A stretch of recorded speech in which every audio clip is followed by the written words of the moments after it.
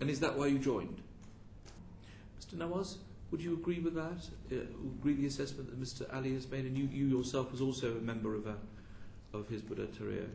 Yes, I would agree with that. I would summarize it as 4 bullet points. That also, I went through this process, and I think it's essentially a process that involves an individual feeling a sense of grievance, whether real or perceived, and thereby leading to an identity crisis about whether one is, in my case, British or Pakistani or both or Muslim. Those grievances and that identity crisis are capitalized upon by a recruiter, usually a charismatic recruiter, and finally that recruiter sells to the vulnerable young individual, who in most cases is educated, as we heard previously. He sells to him an ideology and a narrative, a worldview. And is that what happened to you? It is absolutely. I had many grievances, including experiencing violent racism on the streets of Essex as a teenager before the age of 16, being stabbed at in the streets by Combat 18, being falsely arrested by Essex police authorities. I saw what was happening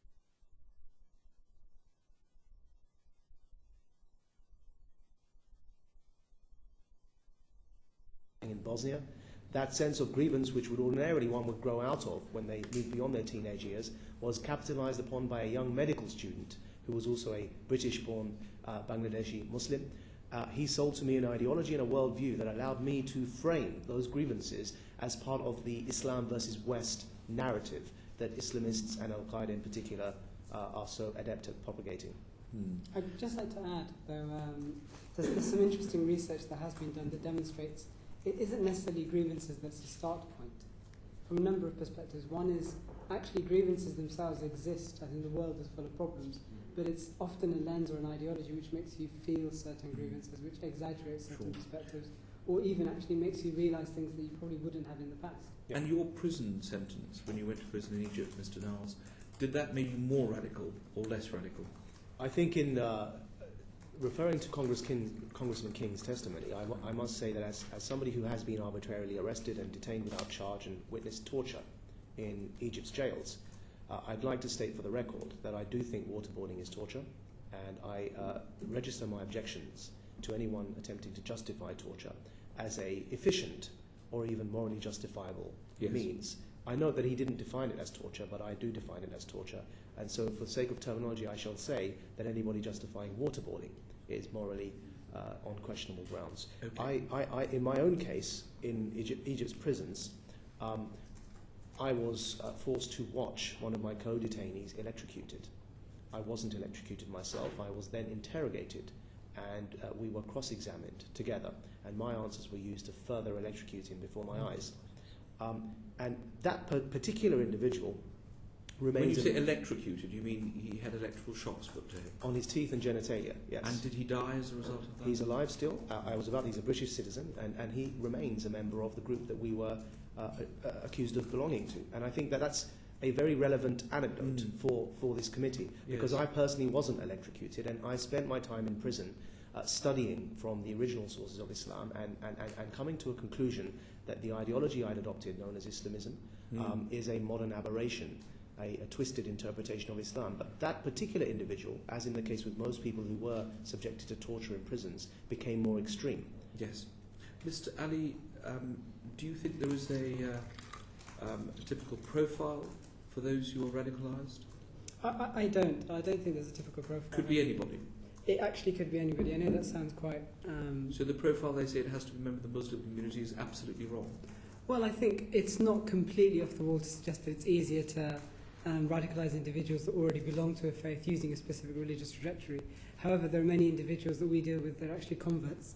They're people who are from mainstream society that have then taken on board the religion and tend to, as converts, to have a more zealous perspective towards religiosity without overgeneralising. And that actually allows it to be easier almost to take on a more radical political perspective. Thank you. On the notes on profiling, you and I have discussed this before as well. Profiling, I think, the question is, what does a Muslim look like? Now, of course, if you're looking for a Muslim, Muslim is not a race. A Muslim can be white, as in Bosnia, a Muslim can be black, as in Nigeria, and a Muslim can look like us. And so a Muslim doesn't look like anything, and therefore there's no effective means of implementing a policy of profiling at, for example, airports. Because also the other point to note is that if you're looking for a devout Muslim and therefore looking for example, on a man facial hair or on a woman a headscarf, then let's keep in mind that terrorists, and we can see the 9/11 hijackers as a typical example or specimen of them, do everything possible to not look devout so they can get through the airports.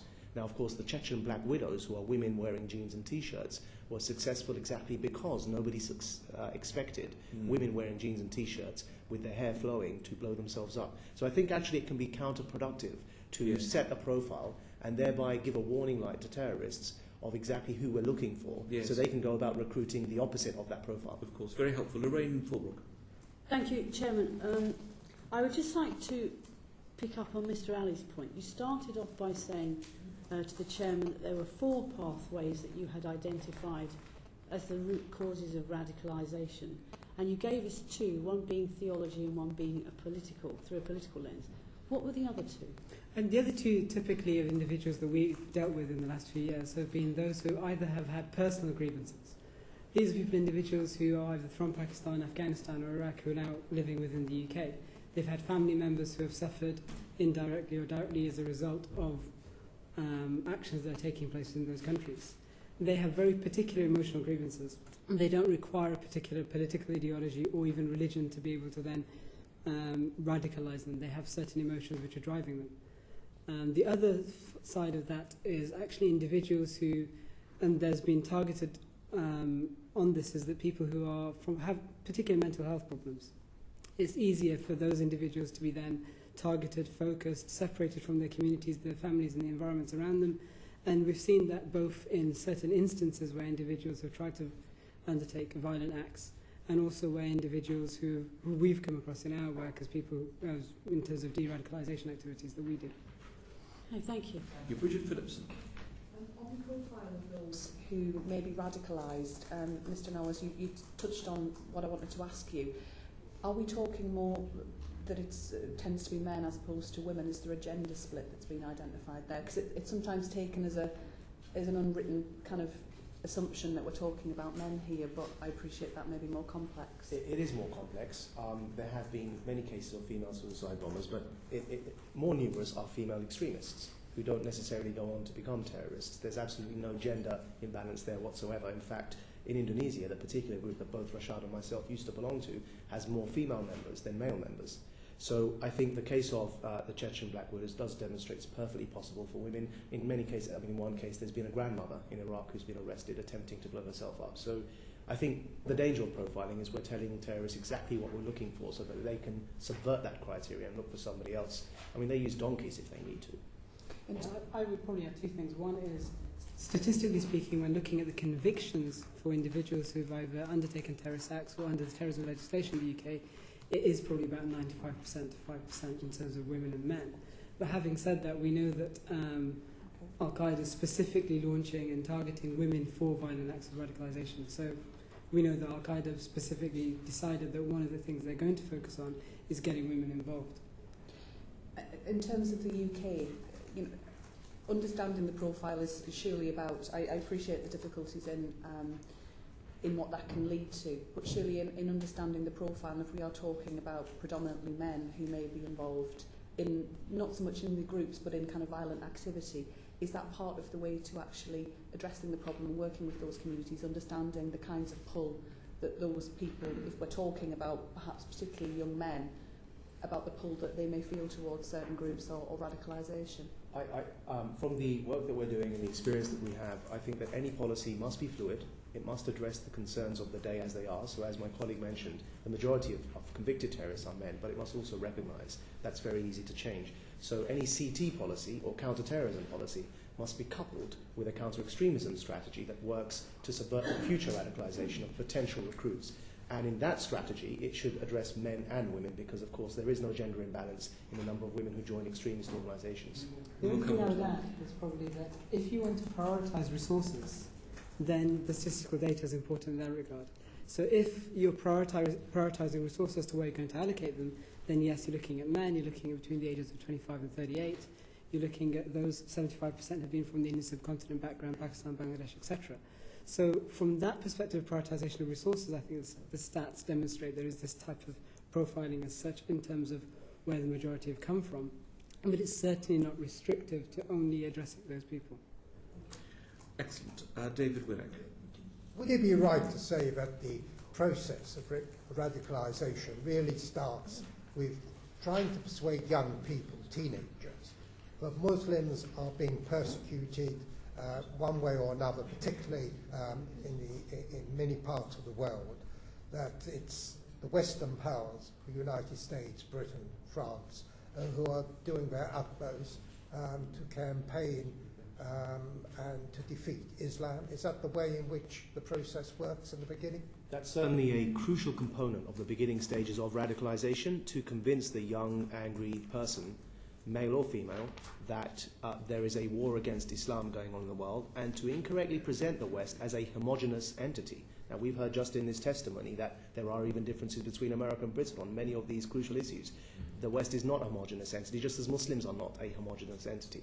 But that simplistic narrative is certainly a crucial element in the primary stages of radicalization. And when it comes to the main split, as with the Christianity divided into basically two, as I understand it, two main factions, Catholics and Protestants. So with the Islam world, as it is, Shias and Sunnis, how is that explained away, that Islam as a religion is so divided and has been almost from the very beginning? Or isn't that touched on? Well, it is touched upon. I'm sure Rashad would also like to add here something on this subject. But if you could speak up a bit. It is certainly touched upon. One of the important elements to keep in mind here is that Islamism, the ideology briefly defined as the desire to impose one interpretation of Islam as state law, that ideology it crosses across the Sunna Shia divide. So when we see Hezbollah, a religiously Shia organization, cooperating with Hamas, a religiously Sunni organization, they share Islamism as their political ideology. We also see Iran as an Islamist state, perhaps one of the only examples of one, propagating its ideology and cooperating in many cases with Sunni-based organizations. So I think there are many ways to override those sectarian differences, and they generally tend to revolve around the political debate, and that's how they can find common ground. Thank you. Alan Michael. I want to turn it around in the sense that you talked about the approaches which make people vulnerable to being radicalised, and the attraction of a religious profile and so on. And you've both referred to recruiters, and one imagines over a time they would develop methodology in the way that recruiters in any other field would do so. Can you say what you see as the methodology that's being used? For instance, is there a focus on approaching people who are subject to short prison sentences? It may well be that mental health issues arise in that sort of area. Can you give us a feel for the methods and the targets that are approached by? I think there's a number of types of things that we have seen happen. So as an example, in the Northwest, we've seen targeting specifically of individuals who've got a drugs culture. These are vulnerable individuals. We've seen individuals who've been targeted that actually, as I mentioned, have mental health problems. We also see within prisons a very, very specific type of culture, because the prison dynamic is very, very unique in that it's mainly focused around gangs. Yeah. And therefore the embracement of particular Muslim gangs has been one of the strong ways in which radicalisation and recruitment has taken place.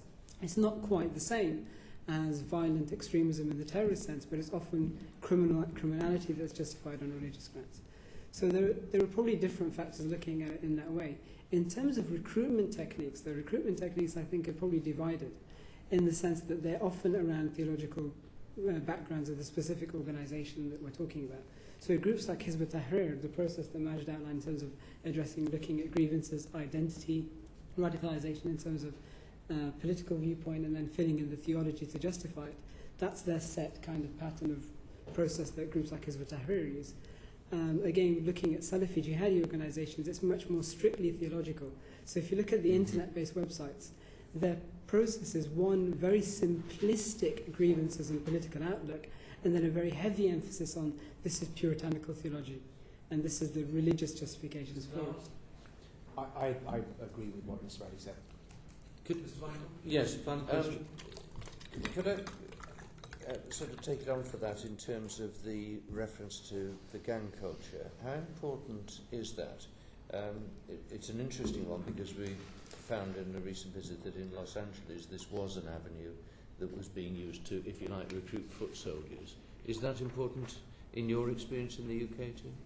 I think what we found with prisons is that it's a very specific social reality. So in order to survive within a prison framework, you have to belong to a particular gang to give you that. So this is some of the problems. On top of that, there are, if you like, structural deficiencies which are normal and to be expected. We've got a situation now where we have hundreds of individuals that have been convicted of terrorism-related offences, and we have a prison guard that is completely not capable of dealing with this. And they shouldn't be expected to be capable of dealing with this because it's a very, very unique and new reality. They are unaware in terms of the lack of training and awareness of how to differentiate between religious conversions and convictions which happen within a prison framework, the social dynamics of joining gangs and differentiating that, and actually between radical, extremist, political preachers who are also within prison, placed within prisons. Steve McCabe has a quick supplementary. I just wanted to ask, you said at the beginning that some of the groups provide a kind of ideology and framework for people to make sense of the grievances and the injustices, and so it develops. I wonder, how much do you think foreign powers like Iran are deliberately building and creating that sense? I think there are certainly cases of two particular governments that are funding the growth of two different, very different types of extremism, Muslim-based extremism in the world. The Salafi jihadi brand is being funded by one particular government, and Islamism, the political form of this ideology, is being supported by the other. That has a significant impact on the growth of these organizations around the world, and even where they're not funding organizations, it has a significant impact on the mood music or the environment that's created from which these organizations stem from. Now, that's particularly pertinent to the Home Affairs Committee here because, by comparison, we have a completely, I suppose, uncomparable level of non-funding going to the alternative counter-message. And that's a serious problem because there is no real investment, whether from the third sector or from governments, that I'm aware of at least, and I run one of the main organizations in this field, going to organizations that are attempting to promote the counter-message. And that includes yours? It does indeed, yeah. We're struggling. Do you get funding from the government? No, we don't at the moment, and we are struggling. Did you get funding in the past? We did until last December. Why did they Austerity stop your measures and funding? many other matters have come to the... Yeah, Why did they stop your funding? December 2008. Yeah, why did they stop? Oh, why? What we were told is a combination of austerity measures and priorities in the government CT strategy. Now, what I'd be very interested in, again, stating for the record, is one of the revised prevent strategy that the Prime Minister has devised. One of the key questions I have is, that's all well on paper, but where is its implementation? And that's something I'd urge the Select Committee to look at very closely. We will. Dr. Hubbard. Can I just come back to the question regarding Iran for a moment? Yeah, very quickly. There are organisations that are operating within the UK. One specifically is the so-called Islamic Human Rights Commission. Now, this is an organisation which is funded primarily through Iranian sources and acts both to deflect attention away from activities that are happening in Iran and downplay them, but also politically to agitate, so as to try and further this narrative of a West versus Islam. The UK has an anti-Islam, anti-Muslim agenda, and even given the ironic name, they have articles as to why human rights aren't universal. But that's just one example of organisations that are furthering this extreme narrative. So Very, very briefly, sorry. May I add that Pakistan as a country in particular suffers from this geopolitical struggle, with two governments in particular using Pakistan as a playground. Which governments? I would say, if I may name them, Saudi Arabia and Iran, using Pakistan as a playground for sectarian warfare on the streets of Pakistan. Thank you. Dr. Hubbard.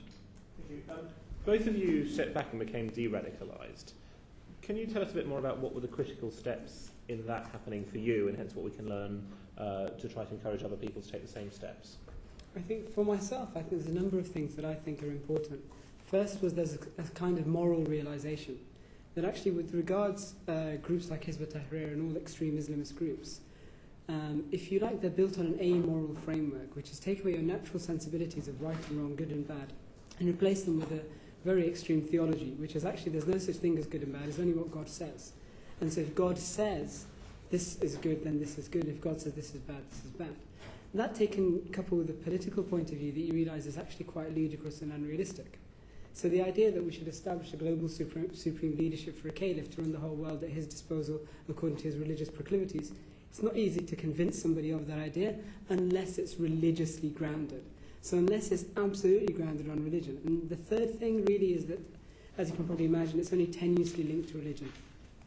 So when you can break the link to the religious proclivities, to actually say, hold on a second, you can be a Muslim, you can maintain your religious convictions, even conservative religious values and sense of mores and ethics, this has nothing to do with the idea that you just need to impose your brand over the whole world through a political system. It's ahistorical. And so once you realise that it's ahistorical, it wasn't even the case in Muslim empires, which were more kind of communalist in their outlook. They had different religious trajectories, different religions even had their own courts and so on. That actually this is something that's it's a modern hybrid of politics and medieval theology. Nothing to add to that. And I'm just, if I may, Chair, I'm just very interested because the answer that you've just given there was a very intellectual analysis. I'm not sure it gives me a comfort that I would know how to take what you've just said and use it to persuade other people. Can you perhaps say a little bit more about how one could actually persuade other people emotionally?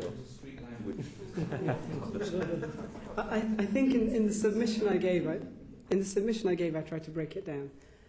It really does depend on the individual. So when we've had, just to give one example to elaborate, I had one individual who we were working with who had again this kind of political narrative and then a religious justification for it. So the first part of our engagement was not talking about theology, was talking about the politics. It was making him realise that, hold on a second, fine, you're against the Iraq War. Half of Parliament more or less was against the Iraq War. There was a final speech that Tony Blair gave and then this swung the Parliament. Actually, millions of people in Britain marched against the Iraq War. So actually, when you're looking at it, it's not simplistically that all the people were against it's just the West were against the Muslims. Similarly, Tony Blair and the government went to war in Serbia against the Serbian Christian Orthodox people on behalf of the Kosovans who were Muslims. Over a gradual process, you start to break down the political narrative, and if life is a bit more nuanced, it's then easier to say, and your religion is a bit more nuanced too. Your religion also differentiates between those people who are anti-Muslim, anti-Islam, those who are anti-Muslim and violent, those who just have this ideological point of view, and how do you engage accordingly. And over a period of time, you can then build in the theology to start addressing all the details. So although it's the presentation I gave you was just to kind of encapsulate these are the key things, I think when you break it down on an individual level, it really depends on the individual, but it can be broken down accordingly. Lorraine Forbrook. Thank you, Chairman. I actually have two completely unrelated questions. Can I ask, has your safety, each of you, been in jeopardy since you left Hizb ut-Tahrir? I do a lot of work in Pakistan on the grassroots. In fact, we founded a grassroots social movement in Pakistan called Khudi. Its aim is to challenge extremism and promote the democratic culture through civic engagement. In that country, we are very worried about not just my safety, but the safety of everybody who challenges extremism. There have been assassinations and kidnappings of very high-profile individuals who've had the audacity to speak out against discrimination of the minorities in Pakistan, for example. So in that country, there is a serious concern, but I must emphasize, not just of myself, anybody who speaks out is in danger. But have you had that in the UK? Yes, well, we've had threats, but I think that, again, I would underplay the seriousness with which threats coming from Hizb ut-Tahrir supporters should be taken, because Hizb ut-Tahrir is not a terrorist organisation, it's an extremist organisation. The real danger would come from those on the peripheries who support their view. We've had bomb threats, we've had physical intimidation, I've been attacked, I've been punched. But again, I want to take the focus away from myself, because I think that many others have suffered far worse. Mr. Ali? Yes. Okay. My question is really, following on from Dr. Hubert's question is, can you explain exactly what your organisations do, each of your organisations do, to facilitate counter-radicalisation, and what are the successful components of that? I will try and be as brief as possible.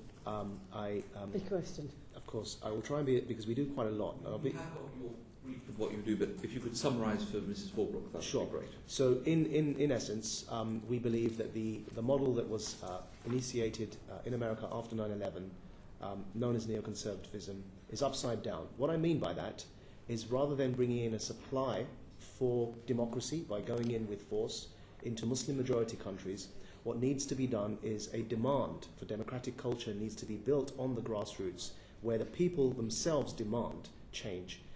The Arab uprisings are an early indicator of that, though it's yet to be seen how that turns out.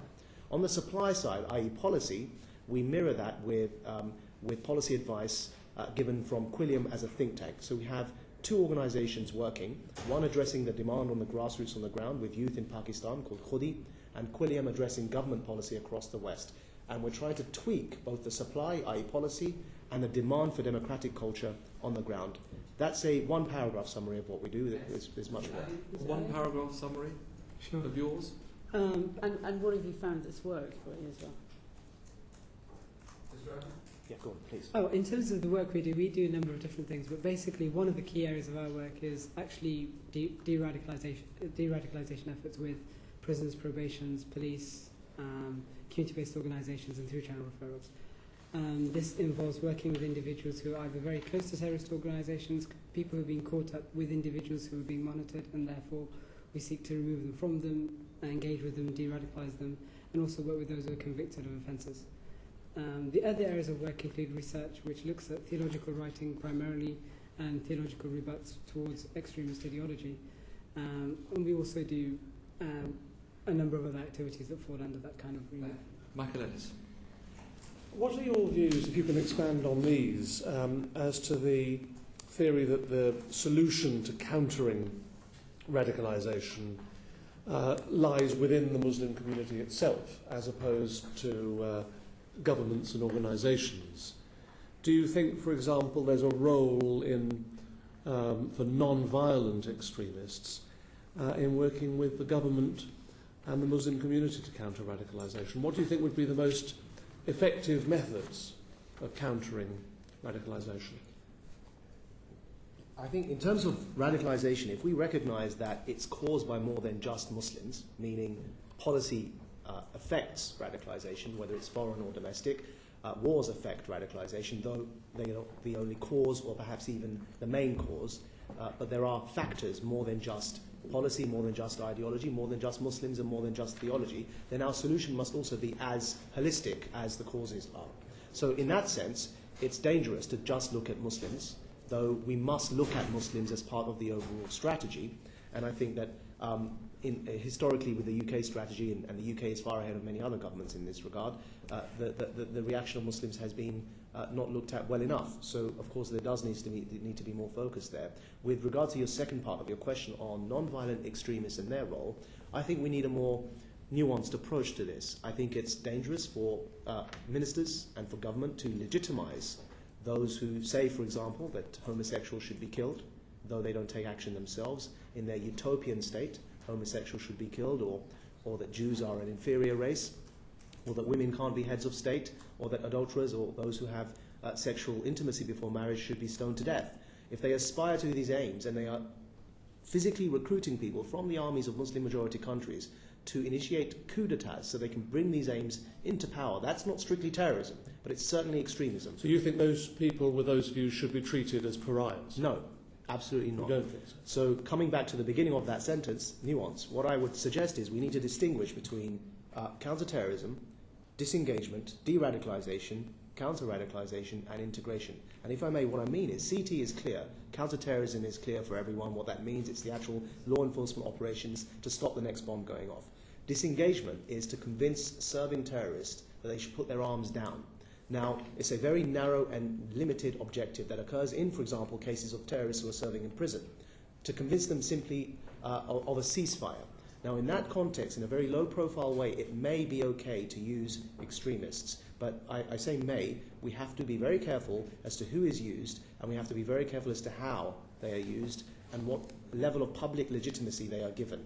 De-radicalization, the third element, is to convince them to disavow the theory of violence, not just to put down their arms. But how do we convince them of that? Again, those who are well versed with the extremist narrative could be utilized in this process. They have been in Egypt, they have been in Libya. Where I was serving time in prison in Egypt, Gamal Islamiyah, the largest terrorist organization in that country, went through a process of de-radicalization. It's shocking till this day that their literature and the literature that came from Libya in this regard still has not been translated into English and distributed in our prisons. Thank you. Can I just comment on Yes. that? Because actually I think the differentiation of violent and non-violent is somewhat arbitrary. So as an example, we describe groups like the Muslim Brotherhood. Commonly, they're described as non-violent radicals, which is just completely false. Is that the Muslim Brotherhood here or in Egypt? So now the idea of differentiating the organizations and separating them Right. as the way they are. You see them as one. Well, they are one. So as an example, Hamas in its charter describes itself as a part of the Muslim Brotherhood.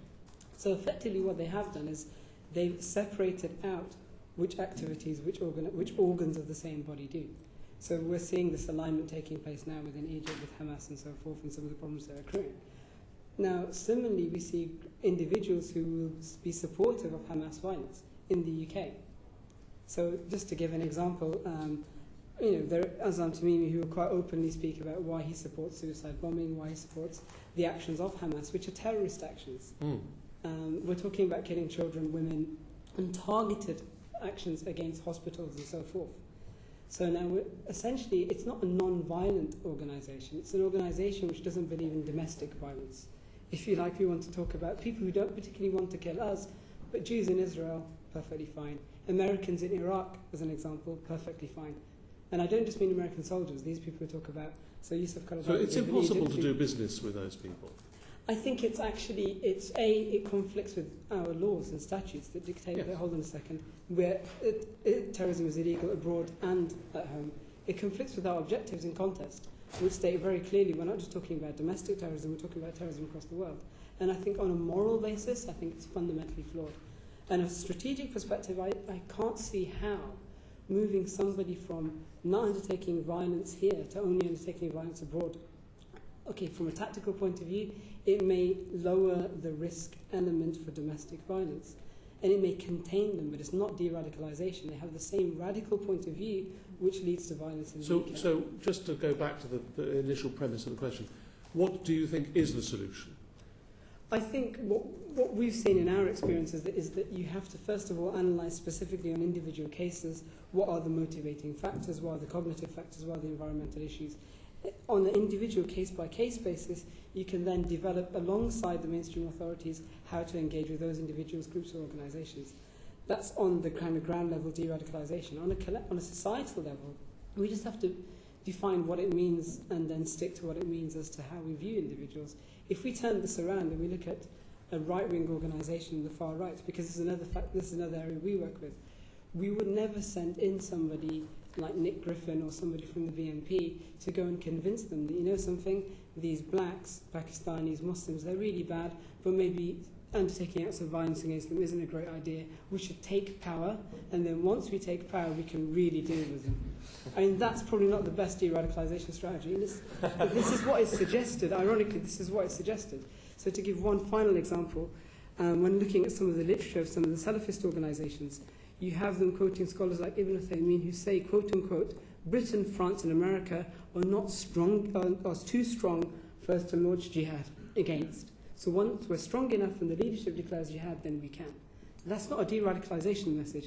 That at best is a containment message, but you've still got a massive risk that you're containing. Yes. May I add very quickly, we simply don't have the capacity. One of the bigger problems to implement this is we don't have the capacity on the ground or enough people that are working in this field for a national grassroots strategy implementing what Mr. Ali has just said. And that's one of the key issues that this committee should look at. And secondly, I think that another point is, as well as a lack of strategy, in the Prevent document, the new Prevent document, there appears to be no criteria for engagement as to who should be engaged on this agenda. And this is an area that requires some serious thinking. We're coming on to that. Nicola Blackwood. Thank you, Chairman. I was interested that you said originally, Mr. Ali, that there are 4 pathways to radicalisation: theology, politics, personal grievance, and mental health issues. But I believe the Communities and Local Government Committee were of the opinion that the previous PREVENT strategy placed too much emphasis on theology as a pathway. I wonder if that's your opinion, because I was also interested, Mr. Nawaz, that you said that it was a particular study of the Quran that de-radicalised you personally. So I wonder if your opinion is that there should be more emphasis on other pathways for de-radicalisation, and whether the emphasis in the new PREVENT strategy is correct in this. I think there are some dangers exploring theology as government policy. One of them are that we are in danger of subsidising sectarian conflict within Muslim communities by supporting one religious sect over another. And we need to be aware of that. And I think also, again, there is simply no capacity in government to understand the theology. It simply doesn't exist on a capacity level.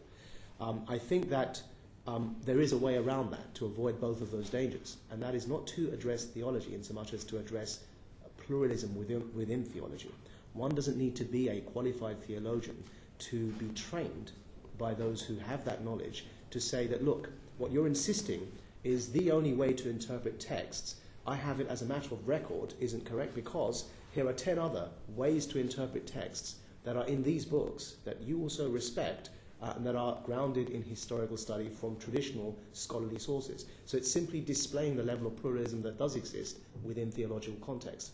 But that does require training. And it's not a theological discussion. Yeah. That is simply I suppose it's a science of interpretation that needs to be explored. But I suppose my question is more, do you think there is too much emphasis on a theological cause of radicalisation rather than other causes of radicalisation within PREVENT in the new strategy? In danger of disagreeing with my colleague, I'm not sure if he would agree, but let's see. I think there is too much emphasis. I think that it was correct to shift away from theology and focus more on political narratives, which use theology to justify, of course, themselves, but I think the key thing is the ideology and the narratives as distinct from religious theology. So do you think that the new strategy has got a better balance and is getting the emphasis right, or do you think we're still not getting the analysis right? There is room for improvement, but it's good to move away from theology and look towards ideology and political narratives, of course, but there is much room for improvement in the current strategy. And what do you think, Mr. Ali? See, I actually agree. I think there's in the submission I've given is that actually there's a number of cases where theology is primal, and there are many cases where theology actually acts as a reinforcement for the political narrative. So the political narrative comes first, and then the strands of theological justifications come to rebuild on that. And so they're the two things that I think. Similarly, I think in the de-radicalization process, often it can be just merely demonstrating, as Nawaz has mentioned, that a number of alternatives. Just to demonstrate this, you don't have to embrace this narrow point of view, but you have to motivate someone to abandon that narrow point of view first, which often is the political de-radicalization, the ideological aspect has been moved away. Where there is theology, though, you can't replace it with something else. So where it is the case that someone has embraced a Salafi jihadi theology, you have to tackle that theological strand. Should government be doing that? Obviously not. Government is not in a position to be able to do so, which is why I think in the past, what government has done is it started to embrace a certain theology as a countermeasure. So we know, for example, the previous governments, the Home Office at least, if not the government, had taken on board a very distinct brand of Saudi Salafism as a means of de-radicalizing Salafi jihadism, without realizing that's one half of the theological framework of Salafi jihadists. Could you explain to us what role, if any, you believe there is for the policy of prescription of particular organisations? Yes, I've been quoted by the previous Prime Minister, Gordon Brown, in Parliament when this question was asked to him by the then Leader of Opposition, Cameron, who had promised to prescribe Hizb ut-Tahrir and has since not done so, about prescribing Hizb ut-Tahrir. But I'm glad the current PM has... Can you remind us of the quote, because some of us may not have been there? So he was asked why the government has not fulfilled Tony Blair's promise to prescribe Hizb ut-Tahrir, and he responded, Mr Brown as Prime Minister, who was asked by David Cameron. So Mr Brown as Prime Minister responded and said, we've taken stock of the views of people like Maajid Nawaz who have advised that it's counterproductive to ban Hizb ut-Tahrir in Britain, and therefore we will not do so. I'm pleased to say that the current PM has come to this view, or seems to have come to this view himself, and has not gone through with prescribing Hizb ut-Tahrir in this country. I would agree that Hizb ut-Tahrir should not be prescribed. Sorry, has he come to this view? When did he come to this view? Because the last time he was asked in the Commons, he said he was still of the view. I think Is I he may communicating with you. I think yes, he has. He has. Yes. Oh right. So when did he tell you this news? I think that I've probably quoted something that's not on official record. So please all right, forgive it is me. now. So he's now. The Prime Minister has now come to the view that Hizb ut-Tahrir should not be banned. May I retreat somewhat and say that You heard it here first, folks. May I retreat somewhat and say that he's veering towards this view and is inclined not to ban Hizb ut-Tahrir in Britain. May I say, as caveated as possible. Don't worry.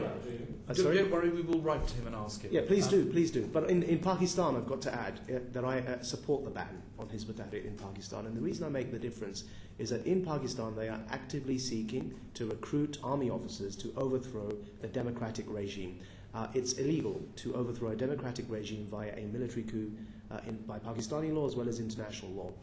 The organisation Hizb ut-Tahrir inside Pakistan makes it clear that it's their objective to instigate a military coup. So I think there they should be prescribed.